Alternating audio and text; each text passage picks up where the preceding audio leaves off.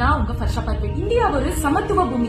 உலகத்துல எந்த ஒரு நாட்டுக்கும் இல்லாத சிறப்பு இந்தியாவுக்கு மட்டும்தான் இருக்கு. ஏன்னா வேற்றுமையில் ஒற்றுமை. இந்தியால மக்கள் பல மொழிகளை பேசுறாங்க, பல மதங்களை பின்பற்றாங்க, பல்வேறு இனக்குழுக்களா இருக்காங்க. இருந்தாலும் இந்தியர்கள் என்ற உணர்வோட இத்தனை ஆண்டு காலமாக ஒற்றுமையோடு வாழ்ந்து வர்றோம். ஆனா இத பாஜகவால சகிச்சுக்க முடியல. ராமர் கோயில் கட்டியும் அயோத்தியால தோக்கடிக்கப்பட்டாங்க.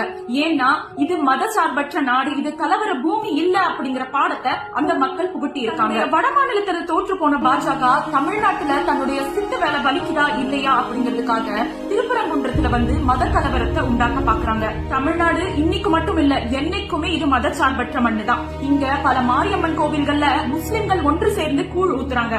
பள்ளிவாசல்கள்ல இந்துக்களும் ஒன்று சேர்ந்து நோம்பு கஞ்சி கொடுக்கறாங்க. நாகூர் தர்காலையும் வேளாங்கண்ணி சர்ச்லயும் திருநள்ளாறு கோவில்லையும் ஒரே நேரத்துல வழிபடக்கூடிய என்னுடைய நண்பர்களும் இருக்காங்க. இங்க வந்து பாஜக ஆடு வெட்டுறாங்க, கோழி வெட்டுறாங்க அப்படின்னு மத அரசியலை செய்ய நினைக்கிறாங்க.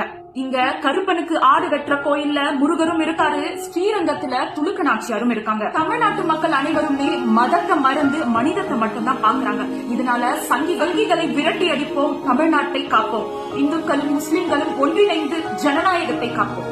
நன்றி. ஜெய்.